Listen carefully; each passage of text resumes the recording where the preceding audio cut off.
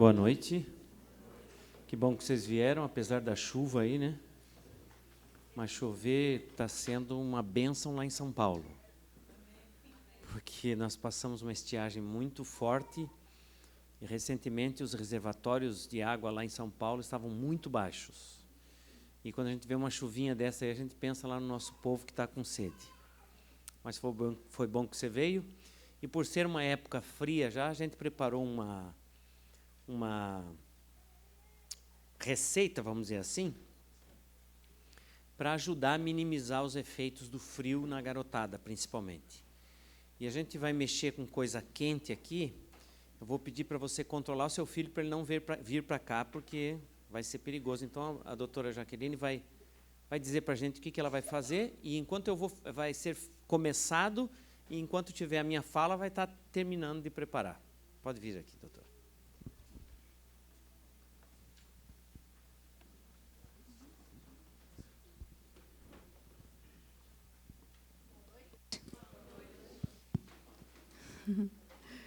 É um privilégio poder falar num lugar tão distante da minha casa e conhecer vocês. Que Deus seja louvado em tudo o que for feito e for falado hoje. O que trouxe para vocês é algo que, para mim, é maravilhoso. Vou ensinar a vocês a preparar um medicamento. O meu conceito dessa preparação não é uma receita assim que você faz de qualquer jeito, não. Ela tem um propósito, porque todos os componentes que foram colocados aqui foram deixados por Deus. Ele sabia que o ser humano um dia iria pecar. Sabendo de tudo isso, ele deixou lá na natureza tudo o que precisamos para restabelecer a nossa saúde. Tá? Então, vocês anotem aí. Mamães, principalmente. É um medicamento para gripes e resfriados, para aquele momento de tosse intensa. Vai ajudar a expectorar toda a secreção que está nas vias aéreas. Então, o que foi feito? Foi aquecida a água. Quanto de água? Uma garrafinha dessa, meio litro, 500 ml. Em casa, você vai colocar numa panela, né? Aqui nós temos a panela elétrica, mas pode ser feita no fogão. Vou aparecer na foto, você quer que segure o microfone? Pode segurar. Então, na panela, vou colocar a água. Ela vai ferver.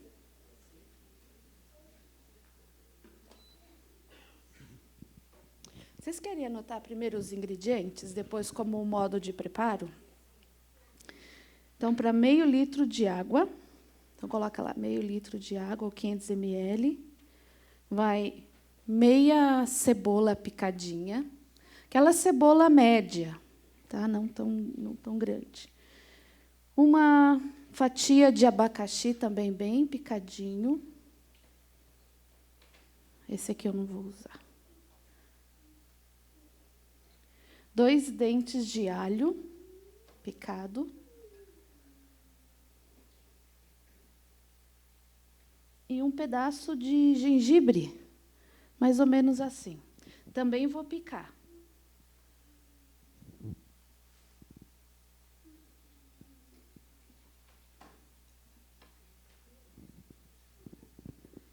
Enquanto vocês vão anotando os ingredientes,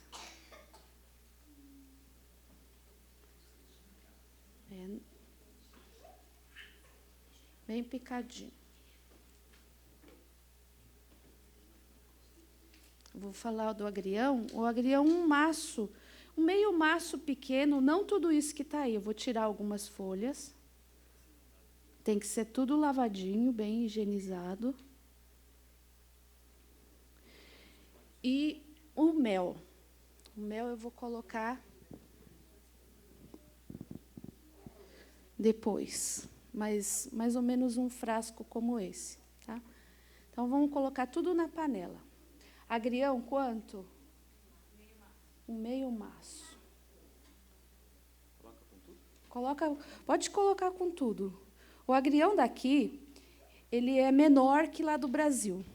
Quem já conhece sabe que as folhas dão, acredito que umas 20 vezes o tamanho dessas. Eu separo na clínica somente as folhas, porque elas são enormes. E na panela não cabe todos os caules, né? Então, eu só separo. Mas aqui dá para colocar tudo, tá? Vai tudo assim. Segura aqui para mim, por favor. Alguém já conecta ali no... já está ligado? Não está ligado. Não, está ligado, mas eu não sei fazer. Olha que difícil que é. Coloca tudo na panela.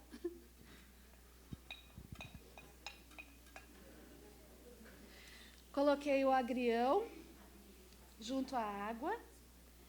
Coloco o abacaxi.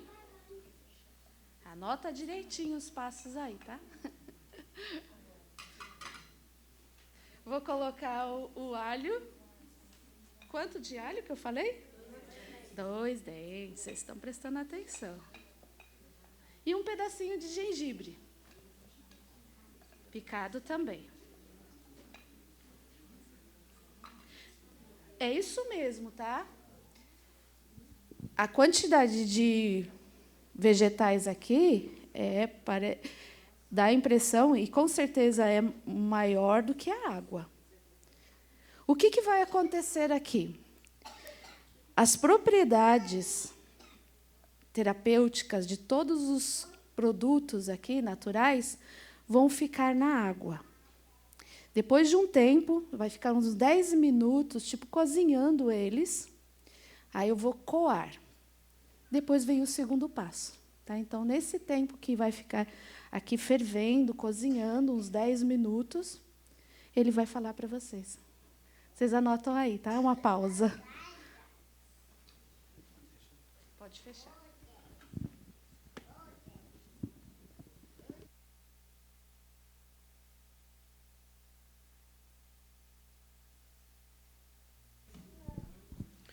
Ok, enquanto vai fazer a cocção ali,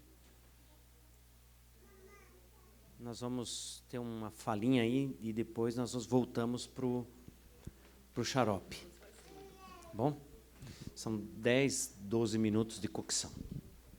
Então, eu chamei essa nossa fala nessa noite de a dieta.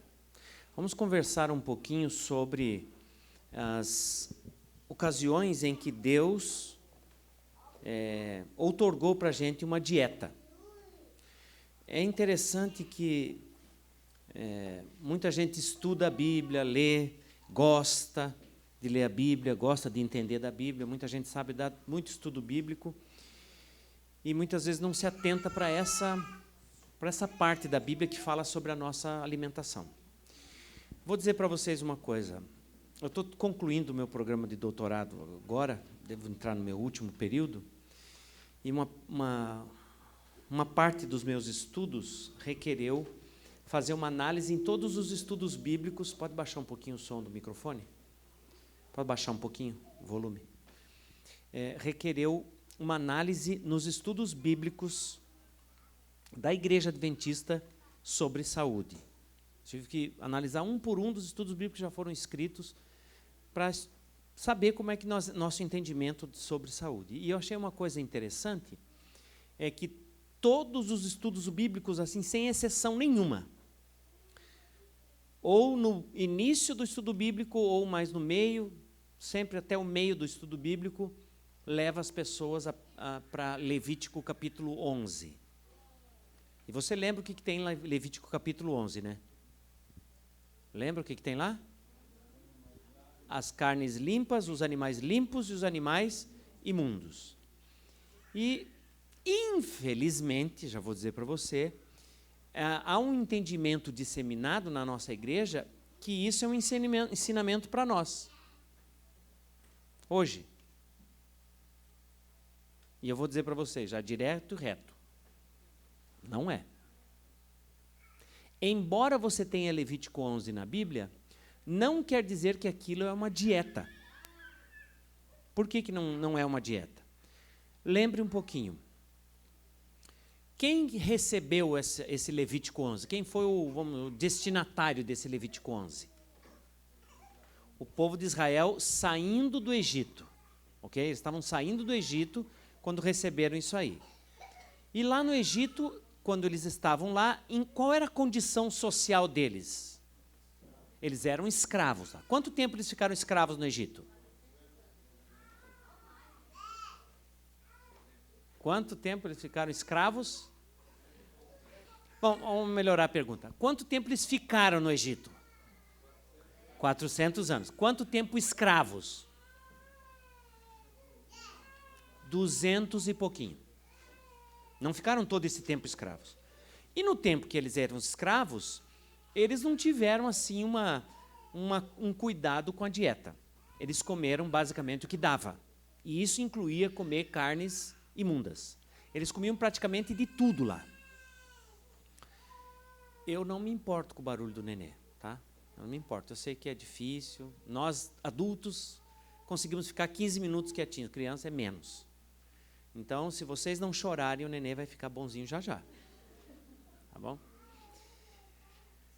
Eu prefiro que a mãe fique aqui dentro ouvindo e a gente aguentando do que ela ter que sair. Essa é a minha opinião. Eu tive nenê dessa idade aí e a gente sabe que eles fazem barulho porque quer que a gente levante e saia. Então, quem que vai ganhar hoje? Quem vai ganhar a batalha hoje aqui? A mãe que vai ganhar. E nós vamos dar apoio para ela. Ok? Vamos aguentar. Tá bom? Então, eles ficaram escravos lá, comiam o que aparecia. Animais imundos aos montes, insetos imundos. E aí, quando eles saíram do Egito, Deus... Levítico 11 não é um negócio assim, ó. Levítico 11 é assim, ó. Por que Deus ia dizer para eles não comerem cobra se eles não estavam comendo? Faz sentido para você? Faz sentido para você Deus dizer assim para eles, não coma camelo, se eles não estavam comendo camelo? Não faz sentido. O fato é que eles estavam comendo camelo. Então Deus diz agora para eles, não. Agora Deus deu 4, vamos dizer assim, separou 4 espécies e 4 características de animais que eles podiam se alimentar, que foram os animais, os quadrúpedes, as aves, os peixes e os insetos. Desses aí eles separou alguns. Veja que dos répteis, nenhum. Né?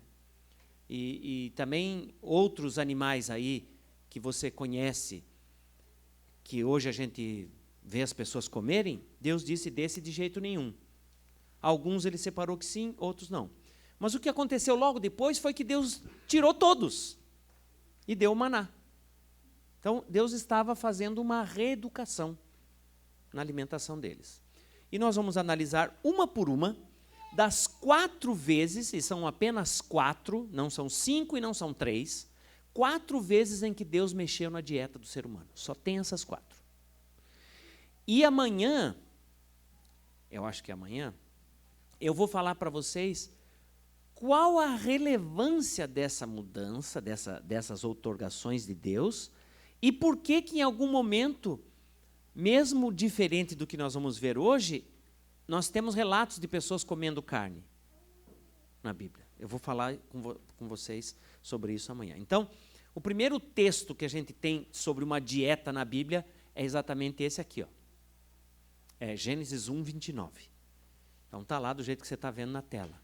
E disse Deus, ainda eis que vos tenho dado todas as ervas que dão semente e se acham na superfície de toda a terra, e todas as árvores em que há fruto que dê semente, isso vos será para mantimento. Quantos grupos de alimentos você consegue ver nesse texto aí?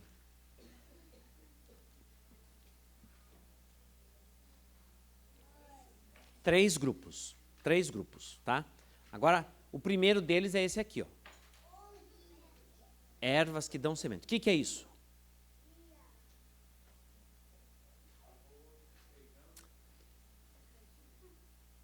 Não. Eu estou perguntando que tipo de alimento é esse. Esse alimento é um cereal. Ok, cereal. Então, agora eu vou explicar para vocês o que é a diferença de um cereal para um não cereal ou para uma leguminosa, porque vocês citaram leguminosas aí.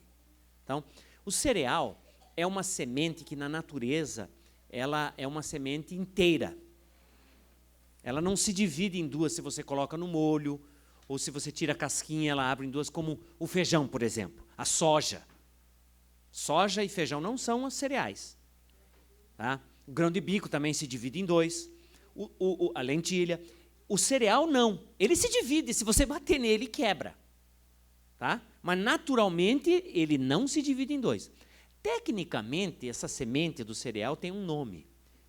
Alguém sabe o nome dessa semente inteira? Hã? Vou falar então. É monocotiledônia. É um nome legal para dar para neném, não é? Monocotiledônia. É uma semente inteira, ela não se divide em duas. Já as leguminosas, que você citou algumas aí e tal, elas se dividem em duas. Então agora você nunca mais vai errar. Você sempre vai saber o que é cereal e o que é leguminosa. As leguminosas, que se dividem em duas, naturalmente, elas têm um nome técnico também. São as chamadas dicotiledôneas. Tá? Bem facinho. Tá? Monocotiledônea porque é uma só, e dicotiledônea porque ela se divide em duas. Essas são as leguminosas. Nós estamos falando aqui dos cereais. Então, quais os exemplos de cereais? Trigo, arroz, cevada, aveia, centeio, tá? Todos vocês acertaram. Tudo certinho. Tudo isso aí é cereal. Essa parte da dieta de Adão e Eva era a menor. Era o que eles menos comiam. Você tem na Bíblia relatos de pessoas comendo cereal do jeito que Adão e Eva comiam. Tem um relato em que Jesus e os discípulos estão passando por uma seara, e aí eles pegam o trigo, as espiguinhas do trigo, limpam na mão, tiram a casca assim na mão e comem. Era desse jeito que Adão e Eva comiam. Cru mesmo, sem assar, sem cozinhar, era desse jeitinho. Tá? E por ser tão assim,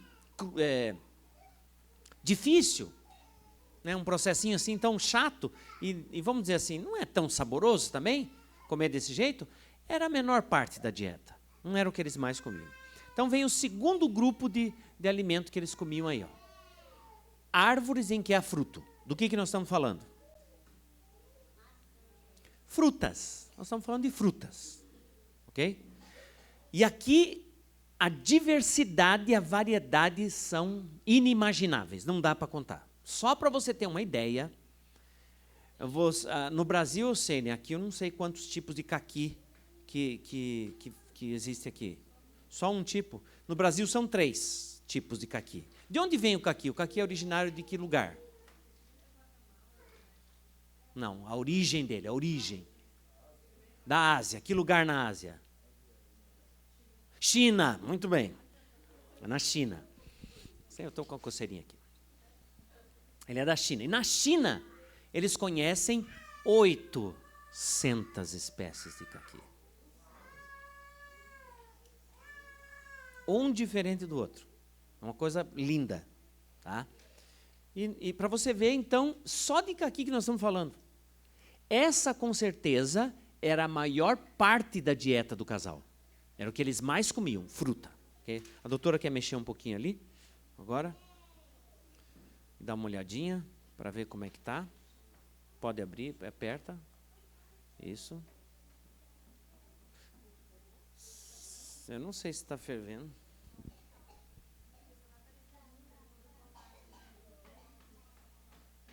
É que não foi marcado um tempo ali, né?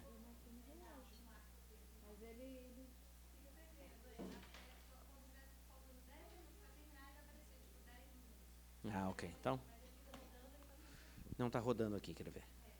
Tá. Então, mas já passou Ok. 10 minutos. Então é melhor deixar um pouco mais porque ele não terminou.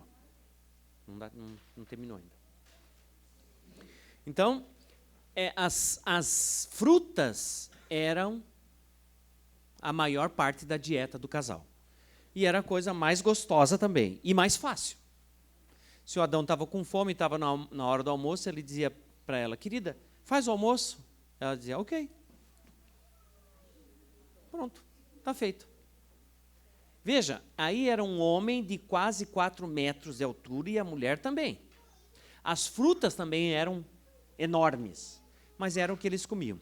E aqui vem o terceiro grupo dos alimentos. Veja que ele fala das árvores em que há fruto e depois ele fala da semente que está nesse fruto. Existe alguma fruta que a gente come a semente dela? O caju. É disso que eu estou falando. É disso que o texto está falando. Ele está falando das oleaginosas, ou seja, as castanhas e nozes. Foi feita uma pesquisa no Reino Unido, já tem algum tempo já, e eles tentaram descobrir qual a melhor noz, a melhor castanha para o ser humano. E eles pesquisaram o mundo todo tipo de castanha, e eles bateram lá na América do Sul, num país chamado Brasil, num estado chamado Pará, e encontraram a chamada castanha do Brasil. Não existe mais castanha do Pará. Agora chama castanha do Brasil. Essa castanha é riquíssima num mineral chamado selênio, que é alimento para o cérebro. Tá? É a melhor castanha para se comer.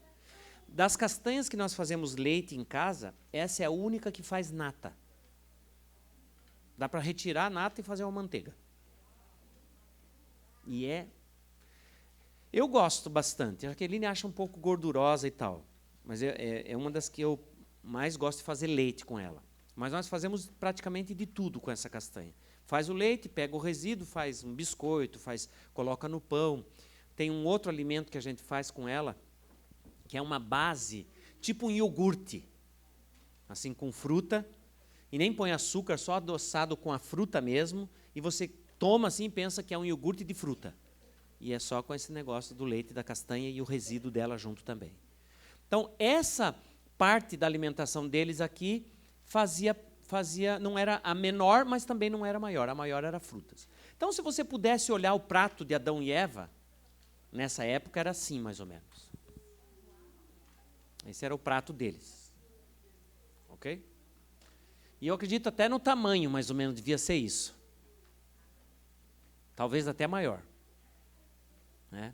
E eles comiam muita fruta. Se você pudesse dar um nome para essa dieta, que nome você daria? Muito perto. Eu diria frugívora. Tá? Frugívora. E essa dieta de Gênesis 1, 29, a dieta frugívora, ela foi dada num caráter permanente. Quer dizer, que se Adão e Eva nunca tivessem pecado, nós estaríamos comendo essa dieta até hoje. Até hoje nós comeríamos assim. Tá? Mas por causa do pecado, você sabe, as coisas mudaram. Quanto que as coisas mudaram? Como ficaram as coisas logo após o pecado? Então você tem esse texto de Gênesis 3, versículo 18, que fala a segunda dieta. Diz lá, a terra produzirá também cardos e abrolhos e tu comerás a erva do campo. Que erva do campo é essa? Se você ler a Bíblia em espanhol, você vai ver claramente que ela diz assim, ó, e tu comerás os vegetais do campo. Os vegetais. Quais são os vegetais? As verduras. Eu não sei por que todo mundo começa com alface logo. Brócoli, batata, cenoura, beterraba, agrião, repolho, vagem, couve-flor. Essas eram as verduras. Sabe quem que comia isso antes? Os animais. Em Gênesis 1, versículo 30, Deus dá essa dieta aqui para os animais. Então, o que está acontecendo? Depois do pecado, Deus sabia que a compleição física de Adão e Eva não seria a mesma, eles iam ficar mais fracos. Então, Deus resolveu fortalecer a dieta. E ele fortaleceu a dieta colocando na dieta deles os vegetais. Os animais, em geral, são mais fortes e mais rápidos do que nós. E eles comiam essa comida. Deus não disse para eles, parem de comer cereais, frutas e castanhas. Deus incluiu nessa dieta, agora, as verduras, os vegetais. Você tem esse texto aqui do livro Ciência do Bom Viver que diz, ao deixar o Éden para ganhar a subsistência, lavrando a terra sobre a maldição do pecado, o homem recebeu também a permissão para comer a erva do campo. Então, estava incluído ali, você vê o também. Não comia só o que ele comeu lá no Éden, mas agora também os vegetais, as frutas e as verduras junto, tá? E você vê agora o prato da Adão e Eva é uma coisa assim, ó. Tá?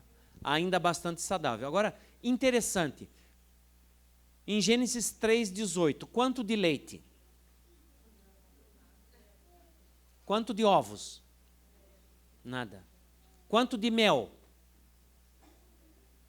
Nada. Essa dieta de Adão e Eva, se você fosse dar um nome para ela, qual seria? Como seria essa dieta, o nome? A primeira, frugívora. Exatamente, essa é a dieta vegetariana. Se você quiser ser bem específico, eu diria estritamente vegetariana.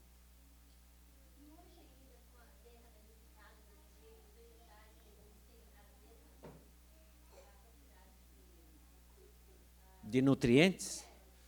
Sim, sim. Nós também não somos mais os mesmos. Adão e Eva, 4 metros. E eu aqui, um reles mortal, nem 1,80 m. Então, as nossas necessidades não são as mesmas deles. Então, os nutrientes que nós precisamos também não são os mesmos, mas são suficientes sim. Ok? E essa dieta vegetariana, estritamente vegetariana, que veio por causa do pecado, ela foi dada num caráter provisório. Por quê? Ela veio por causa do pecado. Por que ela é provisória? Vai, continue, a frase está ótima. Exatamente. Depois que Deus resolveu o problema do pecado, nós vamos voltar para a dieta anterior. É assim que vai ser. Na nova terra, a dieta vai ser como era lá para ser original. Entendeu? Então, essa dieta é provisória nesse sentido, enquanto durar o problema do pecado. E agora nós vamos ver a terceira dieta. E é bom que você entenda que o homem só entrou nessa dieta aqui por causa do pecado. E Deus sabia que o homem ia enfraquecer. Deus pensou que a comida dele ia ser o próprio remédio dele. Se ele se alimentasse direitinho, ele ia ter tudo o que ele precisava para prevenir o aparecimento das enfermidades, das doenças. Tá? Aí vem a terceira dieta. E a terceira dieta está em Gênesis, capítulo 9, versículo 3. Diz, tudo que se move vive ser-vos-á para alimento. Como vos dei a erva verde, tudo vos dou agora. Então, agora Deus está autorizando o uso da carne. Por que Deus autorizou o uso da carne? Por causa do dilúvio. Por causa do dilúvio. E agora, Deus diz para Noé que ele podia comer carne. Qual carne que ele podia comer? Hã?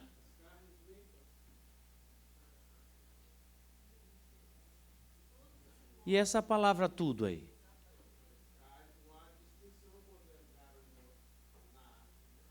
Como é que é?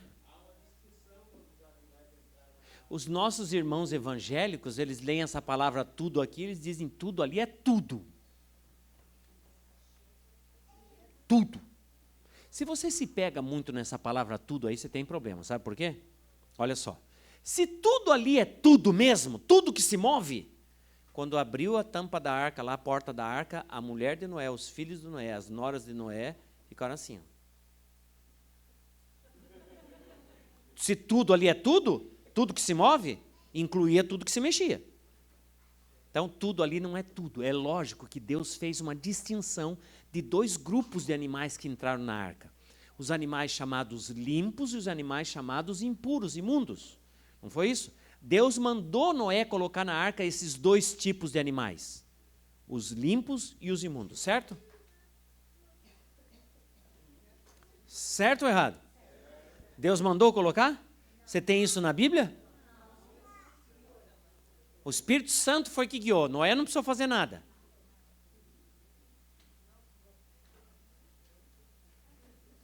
Daí? Entraram por conta própria. Deus não mandou Noé colocar. Não. E esse texto aqui de Gênesis 7, 1 e 2? Disse o Senhor a Noé, entra na arca, tu e toda a tua casa, porque reconheço que tem sido justo diante de mim, diante dessa mesma geração. De todo animal limpo, Deus mandou.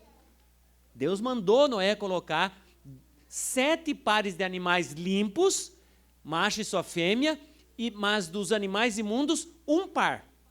Então Deus mandou mesmo. Não é uma retórica aí. Deus não está brincando com Noé. Ele disse, você vai pôr 7 pares de animais limpos e 1 par de animal imundo. Aí a minha pergunta para vocês é, como é que Noé sabia diferenciar o animal limpo do animal imundo? E não me fale que é o nariz.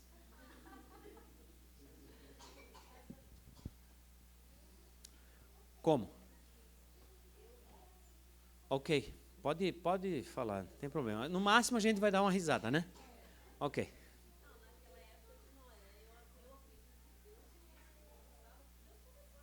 Certo.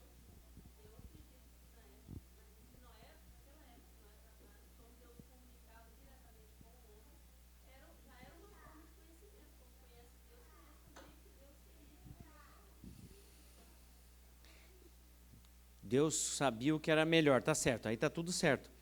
Mas eu quero saber como é que Noé sabia diferenciar o animal limpo do imundo. Porque Deus chega para Noé assim e diz assim, Noé, é o seguinte, ó, dos animais limpos você leva 7 pares e dos imundos leva 1 par. Noé tinha que ter um conhecimento prévio, Deus tinha que dizer para ele naquela hora. Pois é, Deus falou porque ele já conhecia, lógico, mas eu quero saber como é que ele conhecia. Porque na Bíblia não tem registro de Deus falando antes disso que é animal limpo, que é animal imundo. Não existe esse registro. Não tem. A minha pergunta é, como é que Noé sabia?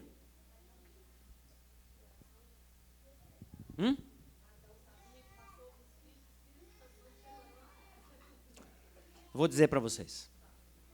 Noé sabia a diferença do limpo e do imundo por causa do culto. Como era o culto nos dias de Noé?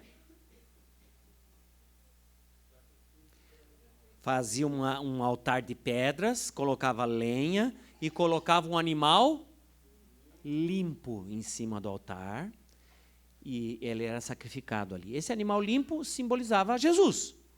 Só animal limpo ia para o altar. Animal imundo nunca ia para o altar. Tá?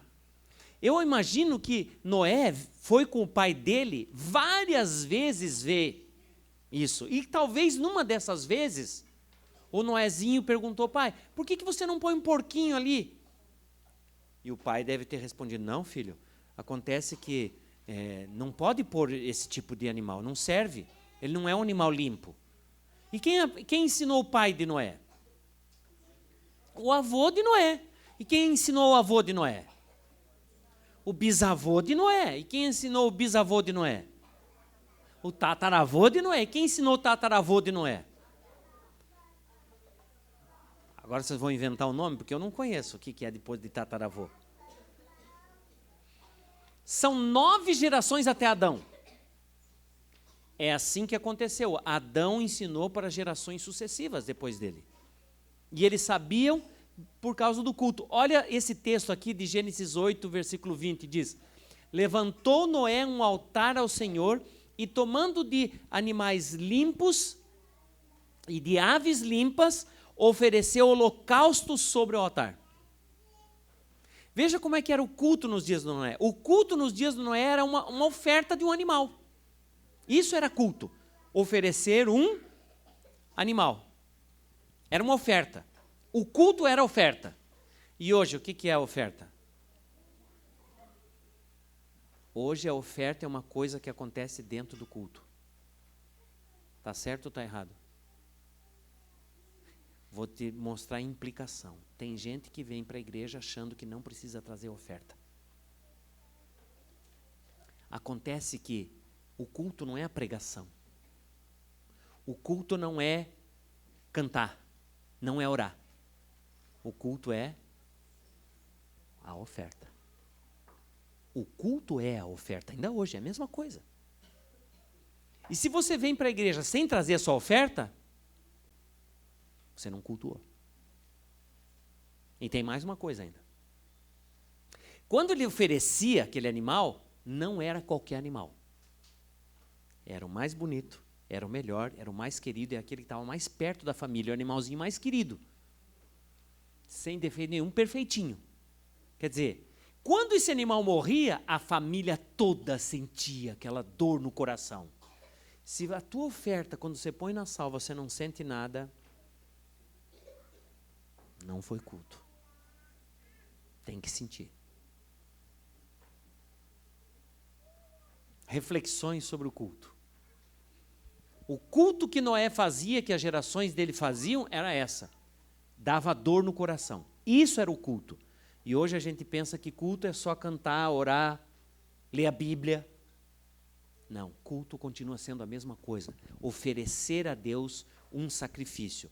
Ele sabia que somente animais limpos poderiam ser oferecidos sobre o altar. Agora tem uma coisa que as pessoas não prestam atenção, que é a última parte do versículo 3 de Gênesis 2, diz assim: como vos dei a erva verde, tudo vos dou agora. Doutora, o que você fez aí agora? Eu coei, tá? Ficou uns 15 minutos fervendo. Eu coei. Eu não coloquei todo o chá que foi feito, porque senão ele vai demorar para apurar. Mas em casa você pode fazer a metade do chá que foi colocado, para colocar o mel, e esse você tomar durante o dia, 3 vezes ao dia. Adulto pode tomar sem o mel, que ele vai também ter uma ação muito rápida, mas como criança não gosta muito do paladar, de cebola, né, essas coisas, você pode colocar o mel também e servir o chá para elas. Aqui eu vou apurar, ele vai virar xarope. Ele precisa virar na consistência do mel novamente.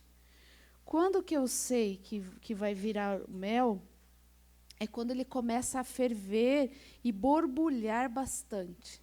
É como se você estivesse fazendo caramelo na sua casa, derretendo açúcar. Forma aquele borbulho, aquela espuma, aí já volta ao ponto de mel novamente. Aí ele é xarope porque contém os elementos dos componentes que eu coloquei.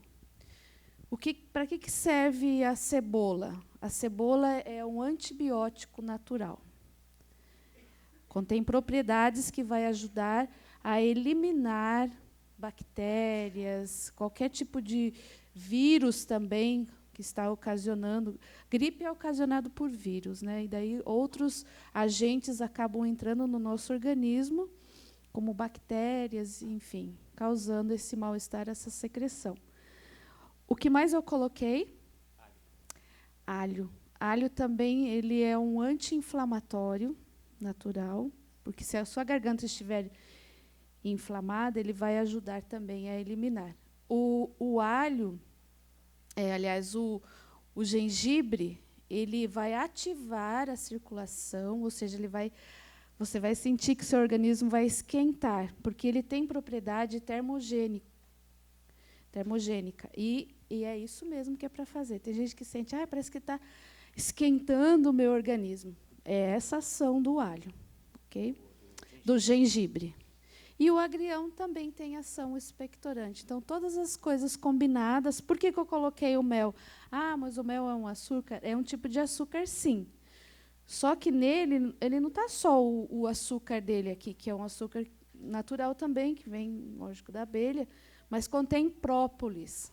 Própolis é um bactericida, que vai também eliminar as bactérias do seu organismo, que está causando esse mal-estar durante esse momento de gripe.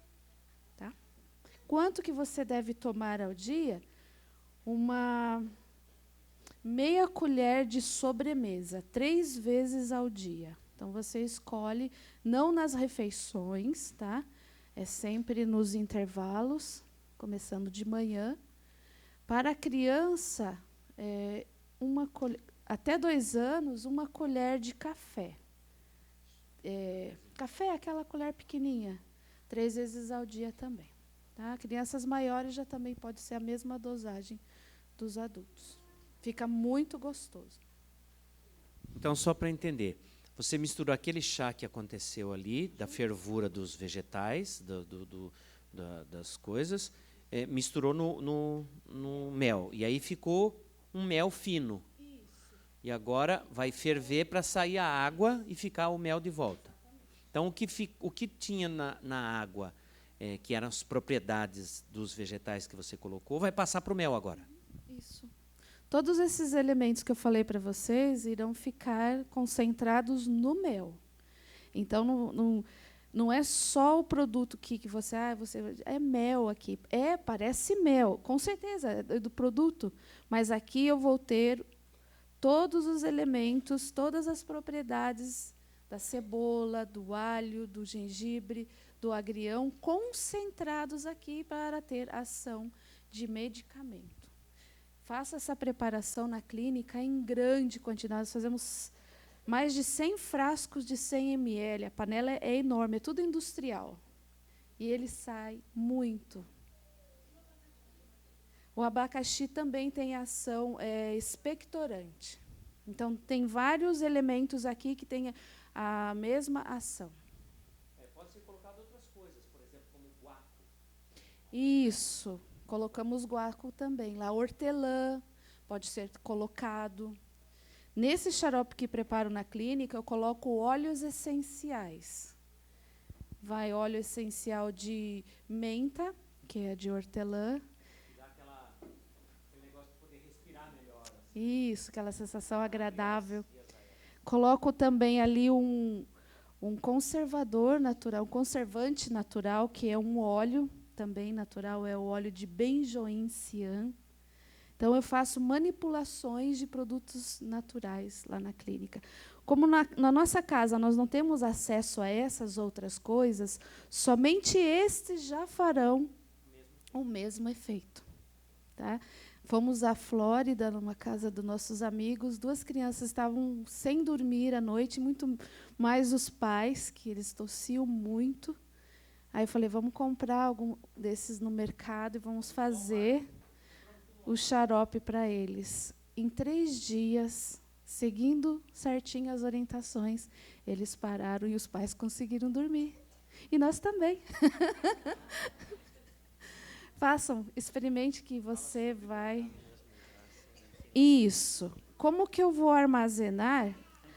Aqui não foi tocado na parte interna, então ele ainda está limpinho. Eu não posso colocar água aqui, senão ele vai fermentar, ele vai azedar. Isso. Quando a água toda for eliminada daqui, porque vai ferver, ferver, ferver, não se importa com o tempo, tá? Quanto mais água você colocar, mais mel, vai demorar. Então, eu coloquei pouco aqui para ver se o tempo vai ser suficiente, ok? Mas se tiver água aqui, ele não dura 2 ou 3 dias na geladeira. Então, tem que ferver bem, a água vai evaporar completamente e os elementos que estão no chá vai passar para o mel. Depois disso, você espera esfriar e aí coloca nesse recipiente. Se você não tem um recipiente desse... Não, mas se tinha um mel, vai ter. Mas eu vou fazer maior quantidade. Então, você pode ferver aqueles vidros de conserva. Ferve lá com água, ferve muito. Pode cozinhar o vidro por 1 hora. A tampa junto na água. Depois, para secar no forno. isso, coloca no forno a uns 200 graus, uma meia hora aquele vidro. Só não coloca a tampa. Se a tampa for de ferro, de metal, tudo bem. Se for de plástico, não dá. Tá? Então, preferência metal. Senão você vai ter um derretimento ali. Não, até dá. Depois, você não pode tocar na parte interna com suas mãos, porque você transpira. E a transpiração também é um contaminante. Então, com cuidado, somente na parte de fora, você pode tocar e virar todo o conteúdo do xarope ali. Depois que preparou, não é mais mel, é um xarope. Ele é um medicamento. Por isso que eu falo para colocar num outro recipiente, porque isso aqui confunde muito a cabeça da gente, né? Você acha que pode colocar no pão.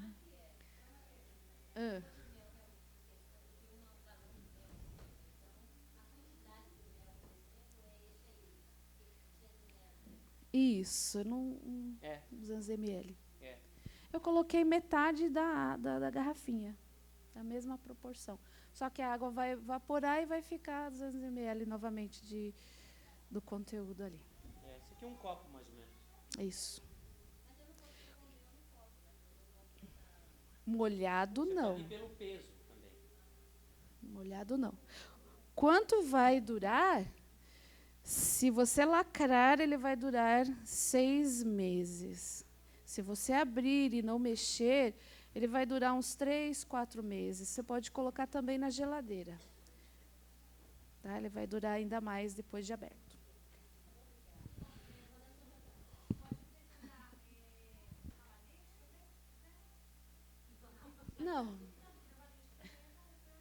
Não, assim eu não coloco muitas outras coisas que também têm a mesma ação, que vão ficando muito concentrado, e aí vão ficando igual aos outros produtos que não gostam muito. Nosso corpo não vai muito bem com coisa concentrada. Isso aqui é uma terapia. Isso. Não é possível viver a vida inteira tomando isso. Você tem um período que você está com problema que parou. Se a tosse persistir mais que 3 dias, você continua até uma semana tomando, depois você dá um tempo. Mas em 3 dias, seguindo direitinho, não tem erro. Com a Edilene foi em 2 dias, nem 2 dias. Tomou lá e tomou o chá também. Uma delícia esse chá aqui, né, Edilene? Só cebola. Muito gostoso.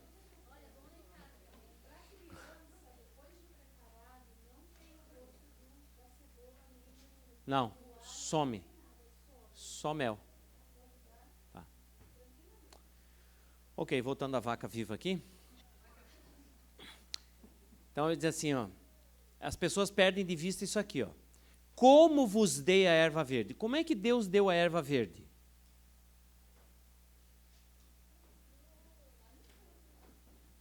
Como foi que Deus deu a erva verde? Depois, não, eu não perguntei quando. Como? Ali está dizendo, como vos dei a erva verde? Como que Deus deu? Não onde. Como? Não é quando, é como.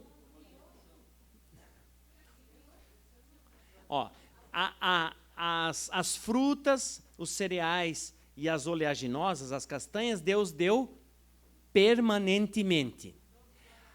Os vegetais, Deus deu provisoriamente. Como vos dei a erva verde, agora ele está dando a carne. Como? Provisoriamente. Ou seja, a carne era para ser comida enquanto durasse os efeitos do dilúvio. Depois que passasse os efeitos do dilúvio, era para fazer o quê? Voltar para a dieta número 2, que é a dieta vegetariana. A dieta vegetariana. Então, muita gente se engana e deixa de ver esse negócio aqui, ó. Se Deus deu no dilúvio, deu para sempre. Não. Tem o como vos dei. Como é que ele deu? Provisoriamente. Isso foi dado provisoriamente. Então, tá aí. A dieta número 3, a dieta de Gênesis, ó, aqui já está saindo a água, ó, gente. Vocês conseguem ver aí? Ó? A água está saindo, vai ficar só mel ali dentro. Tá? A dieta número 3 é uma dieta onívora. Onívoro quer dizer que come um pouquinho de cada coisa. Dos vegetais, das frutas, das verduras, dos cereais e também um pouquinho de carne. E essa dieta foi dada num caráter provisório também. Muita gente pensa assim, bom, então Noé comia só carne? Não. Se você lê o relato de Gênesis, você vê que Deus mandou ele colocar cereais, frutas, verduras na arca, porque os animais comiam o quê? Eles comiam isso. Não comiam uns aos outros. Então agora ele tinha que ter comida para ele e para os animais dentro da arca. Mas logo depois ele comeu também um pouco de animais. E agora nós vamos para a quarta dieta. A quarta dieta está aqui em Êxodo 16, versículo 4. Diz lá, então disse o Senhor a Moisés, eis que vos farei chover do céu pão, e o povo sairá e colherá diariamente a porção para cada dia, para que eu ponha à prova se anda na minha lei ou não. Então agora o que está entrando na dieta deles? O maná. O maná. Essa é a quarta vez que Deus mexe com dieta. Agora nunca mais ele vai fazer isso. Nunca mais Deus vai prescrever uma dieta. Tá? Essa foi a última vez.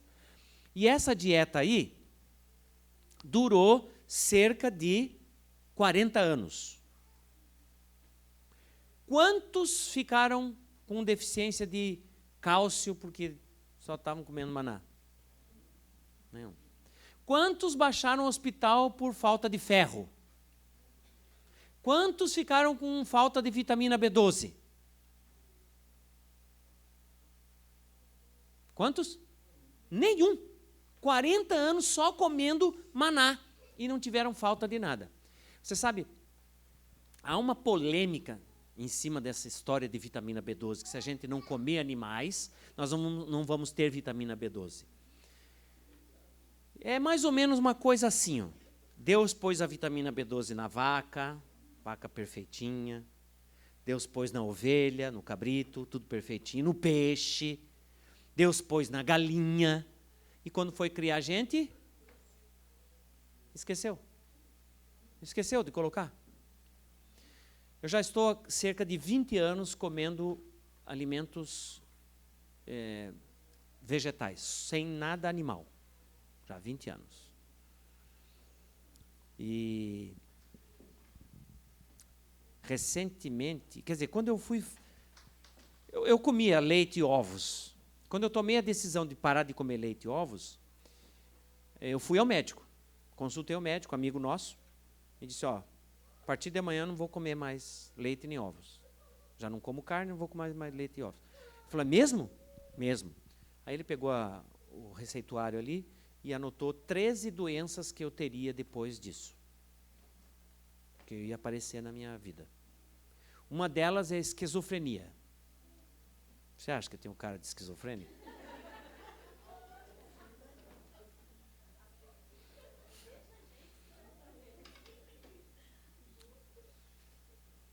Mês de junho, todo pastor lá no Brasil tem que fazer, uma vez por ano, tem que fazer um check-up geral. Eu estou há 23 anos no ministério já. Completo 24 anos agora. E fiz o meu primeiro check-up. Eu nunca me senti mal, nunca tive problema. Fiz o meu primeiro check-up em junho agora. E completíssimo, todos os exames e tal.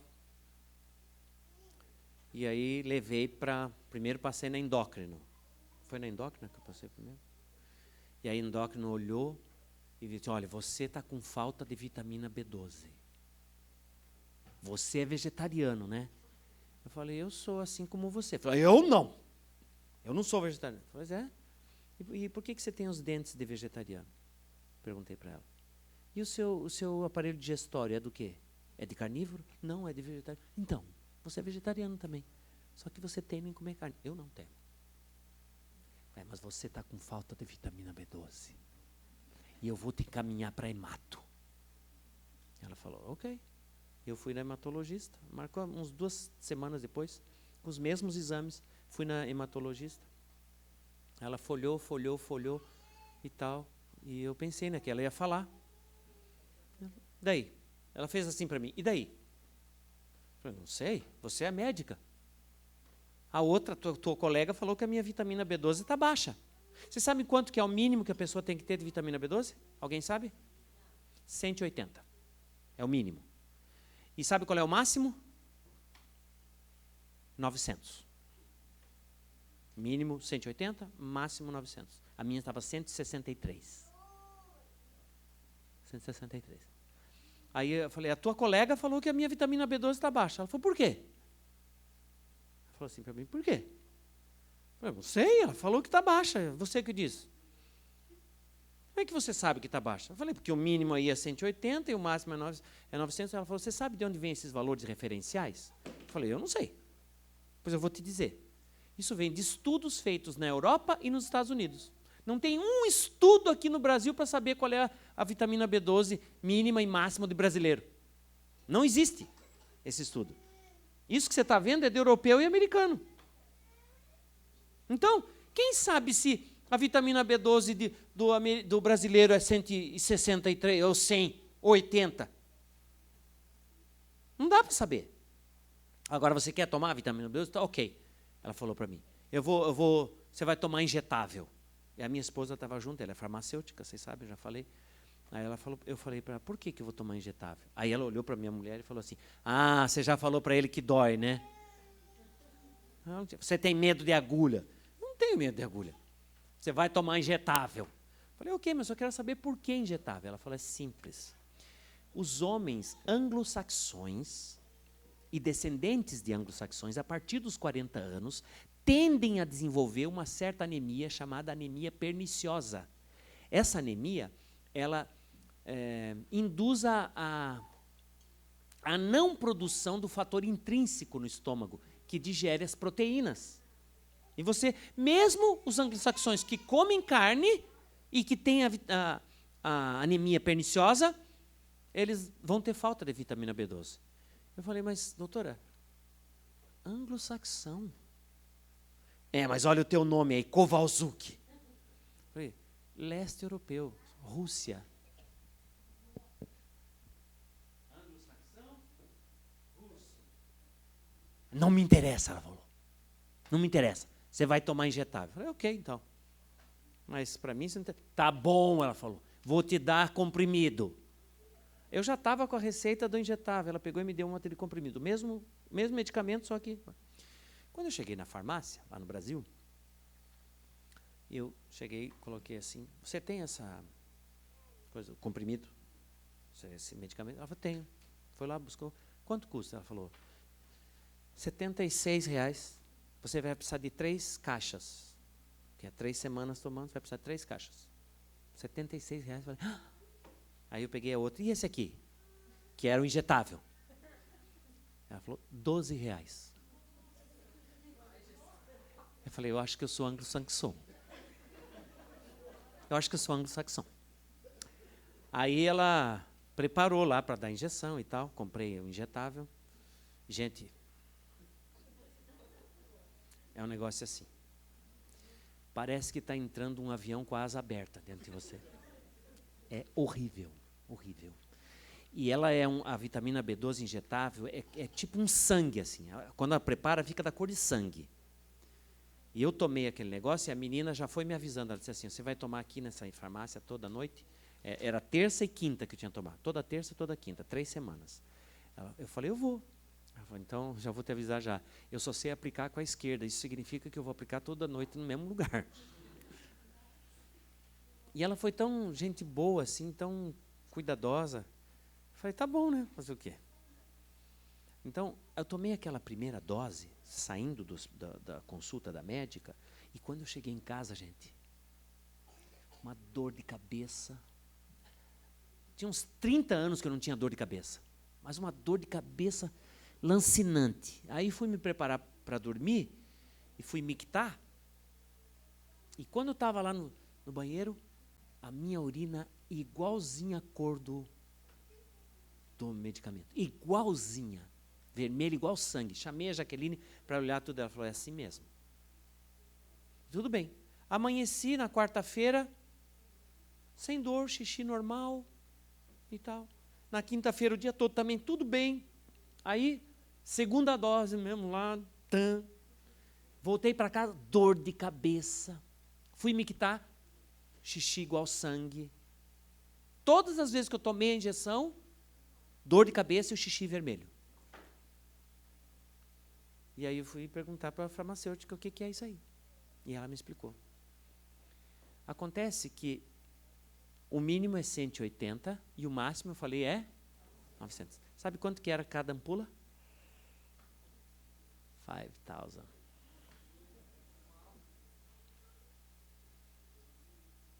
Aquela dor de cabeça era o corpo dizendo, para, chega de vitamina B12. Ou seja, é bem provável que o meu normal seja 163. É bem provável. Mas se você está preocupado com a vitamina B12, se você pensa assim, se não comer carne, não comer ovos, não comer leite, vou ter problema com vitamina B12, pensa. E a vitamina Y427? Você está tomando? Você tem o suficiente? Alguém já ouviu falar na vitamina Y427? Alguém já viu? Nunca viu? Eu criei agora. Existe vitamina que os médicos, que os nutricionistas, que os cientistas nem conhecem. E que a gente tem aí nos alimentos, só que não se sabe quanto que a gente precisa. Entendeu? Eu não tenho essa preocupação na minha cabeça. Não, eu preciso de vitamina B12.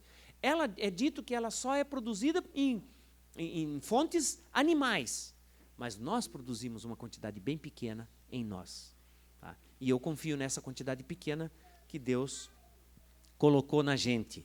Até quando durou essa dieta do maná? Você sabe?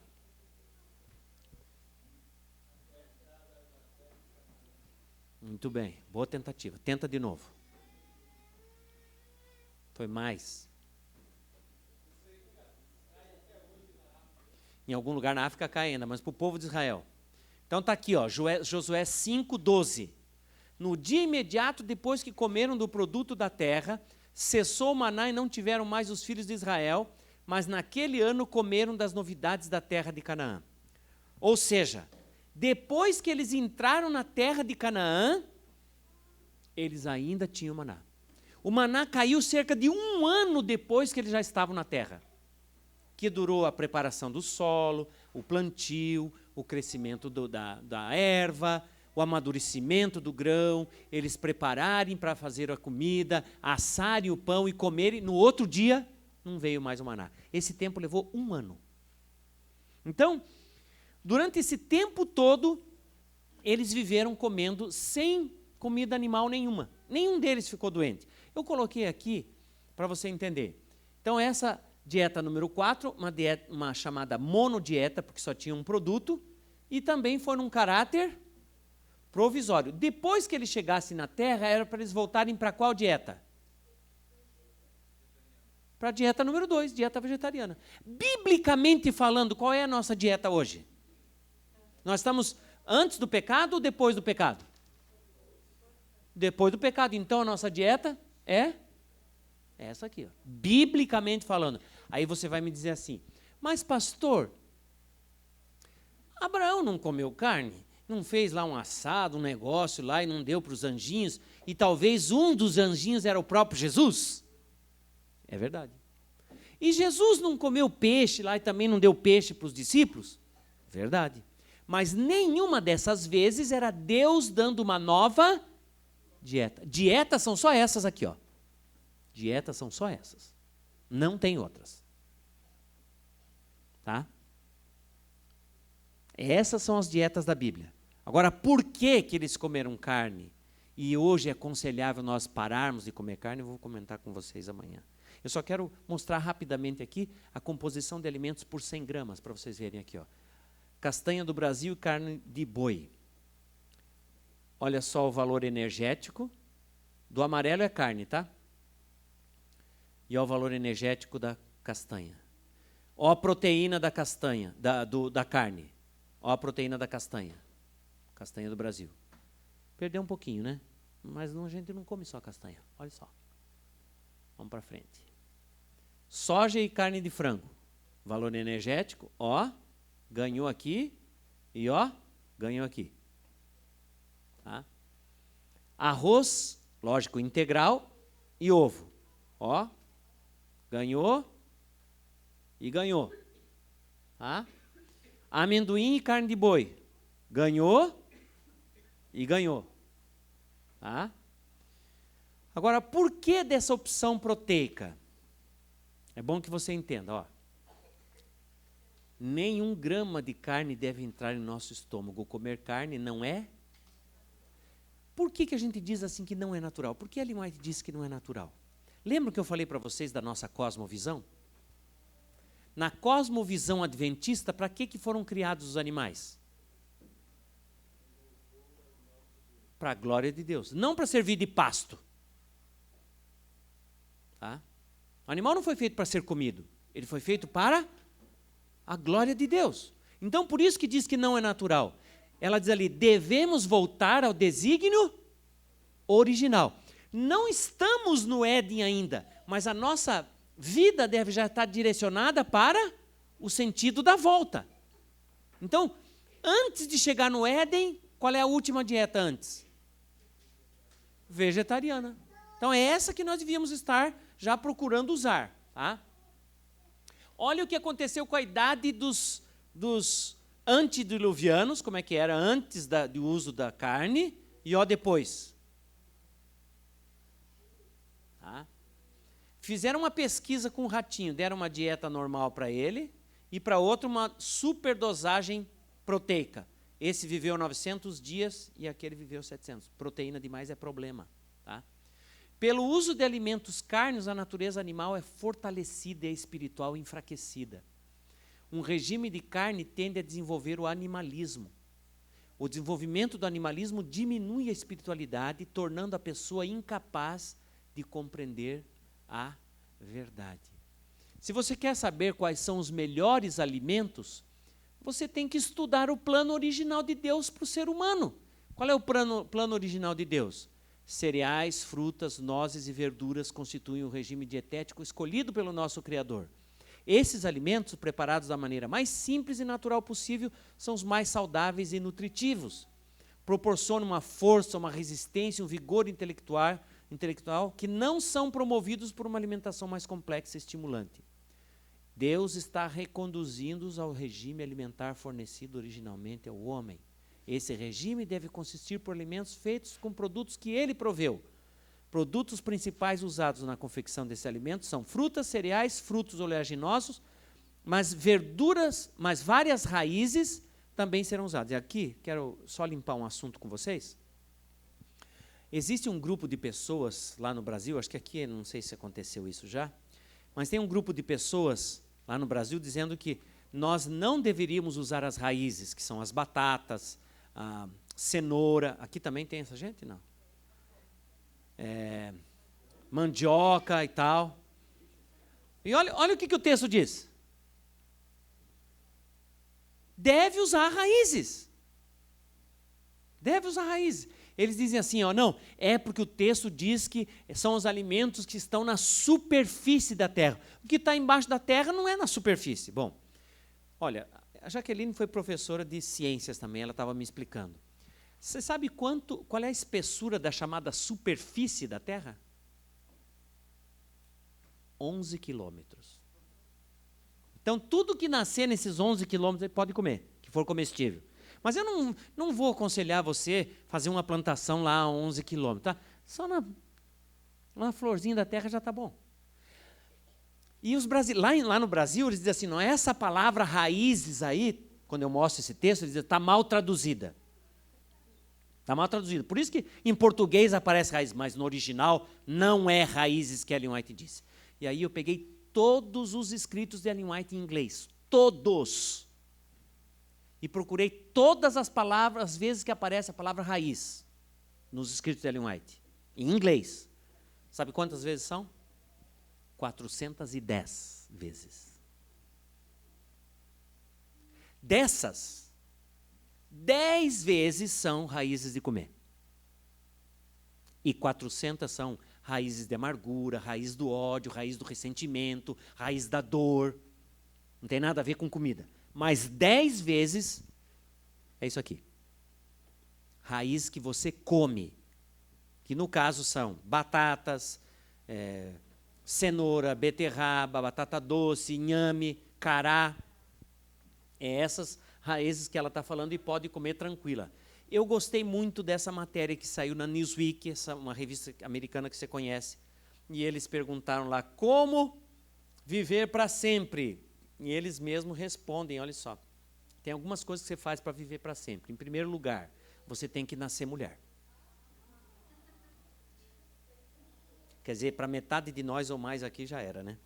Mas a segunda tem algum jeito para nós. Ó, a segunda, ó, Newsweek, hein? Não é adventista essa revista. Olha o que ela disse. Em segundo lugar, seja adventista do sétimo dia. Por quê? Eles estudaram como nós nos alimentamos. Foi mais na Califórnia, né? Lá em Loma Linda. Devia ser no mundo inteiro, né? Aí eles vão colocar ali também, eu coloquei só algumas coisinhas. Você não bebe refrigerante, que é o nosso caso aqui, nós não bebemos. Você faz exercícios físicos e tal. Veja o conceito dele, o segundo ali, ó, o segundo fator para viver bastante é ser adventista do sétimo dia e viver a mensagem que nós conhecemos, que nós sabemos. Tá? Vocês sabem como é que lá no Brasil foi feita uma matéria, a Ana Paula Padrão, não sei se souberam disso. Fez uma pesquisa sobre a alimentação dos adventistas, sobre a longevidade dos adventistas. E isso foi matéria da National Geographic, aqui nos Estados Unidos e no mundo todo. E hoje está se fazendo uma pesquisa lá no Brasil, com adventistas vegetarianos. Lá na USP, um médico amigo nosso começou essa pesquisa, ele está pesquisando 1.500 pessoas, 500 estritamente vegetarianos, 500 ovo-lacto-vegetarianos e 500 onívoros. Está se fazendo essa pesquisa. E no ano passado, eu participei, eu e minha esposa, nós fomos lá, porque é difícil você conseguir gente vegetariano estrito. Eu não gosto de dizer vegano. Eu não sou vegano. Não. Não use esse termo vegano. Vegano tem a ver com espiritismo. Tem a ver com protecionismo de animais. Tem a ver com esse negócio de assim, eu não posso comer essa galinha se ela foi a minha sogra numa outra encarnação. Vegano tem a ver com isso. Nós não acreditamos nisso. Adão e Eva não eram veganos. Vegano não usa roupa de couro, produto testado em animal. Adão e Eva usavam roupa de couro? Usavam. Gênesis 3:20, você tem lá, que Deus fez roupa de peles para eles, e eles usaram. Então, nós não somos veganos, nós somos vegetarianos estritos. Tá? Então, nós fomos participar lá, e 5 meses depois da nossa participação, não acabou o estudo ainda, o médico me ligou. Nós somos amigos, ele me ligou e disse assim, pastor, a pesquisa não terminou ainda, vai terminar no outro ano, mas eu já tenho os resultados que já confirmam. É muito melhor ser vegetariano estrito. Os índices, os números são mais consistentes, mais sólidos para quem é vegetariano estrito. Mesmo o ovo-lacto vegetariano é melhor do que o onívoro, mas o vegetariano estrito está num outro patamar. Principalmente nas questões hormonais. Os hormônios são mais equilibrados para os vegetarianos estritos. Você sabe quantos hormônios giram no teu corpo aí todo dia?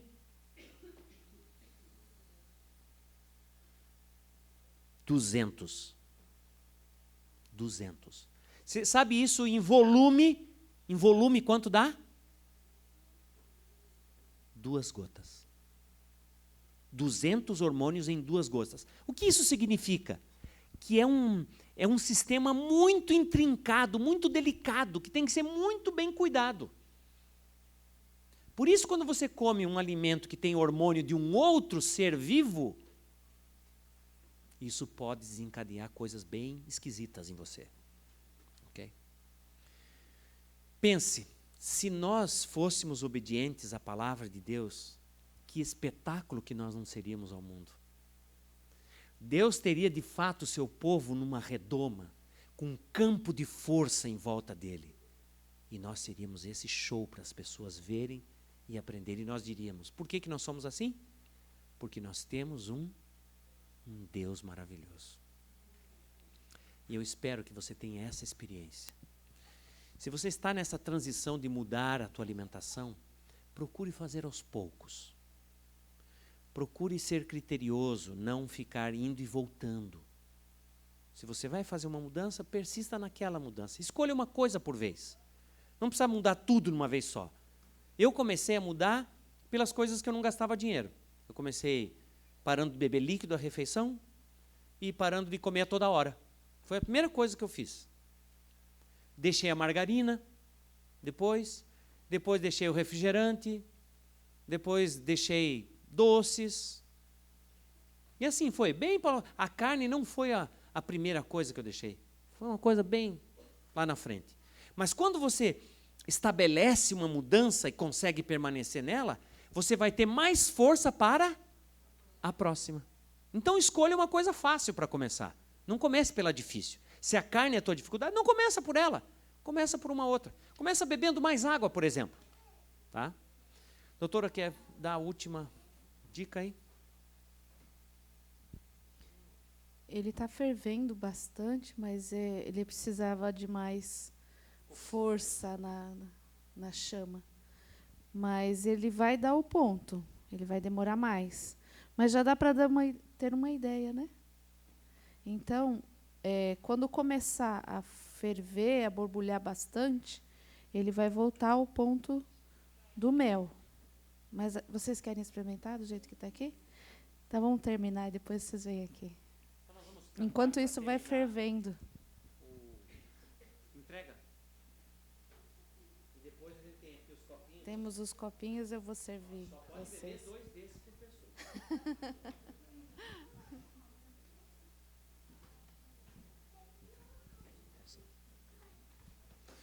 Vamos ficar de pé e vamos cantar o Entrega.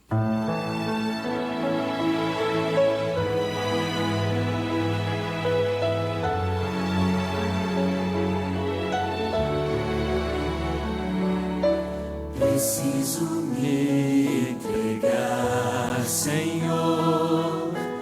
Preciso a Ti me entregar. Preciso ouvir Tua voz a me falar.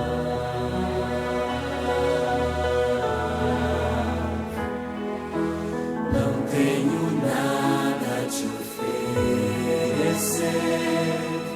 somente um coração impuro e pecador.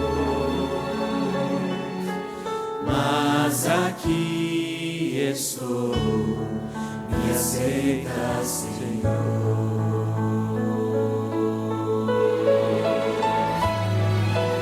Toma os meus pensamentos, meus dons e meus bens.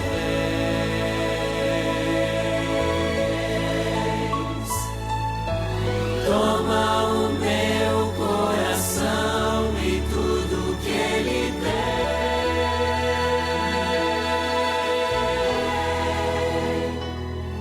Renova, Senhor, meu viver. Derrama em mim Teu amor. Quero pra sempre servir-te por onde for.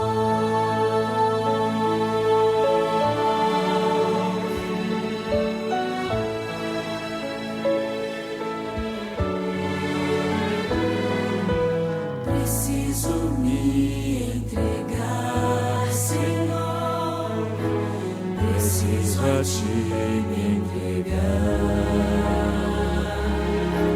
Preciso ouvir Tua voz a me falar.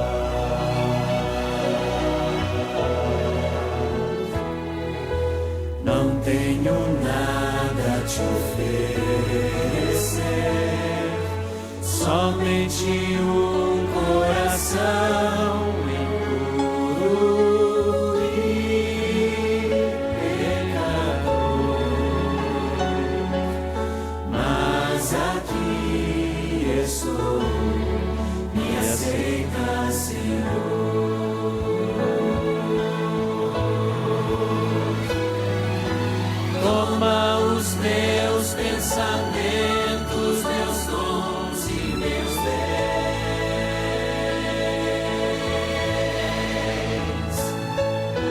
Toma o meu coração e tudo que ele tem.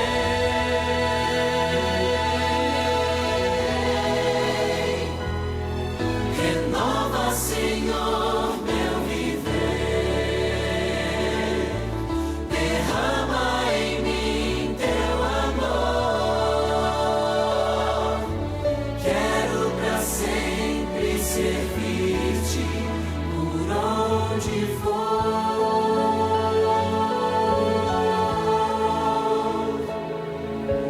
Quero pra sempre servir-te por onde for.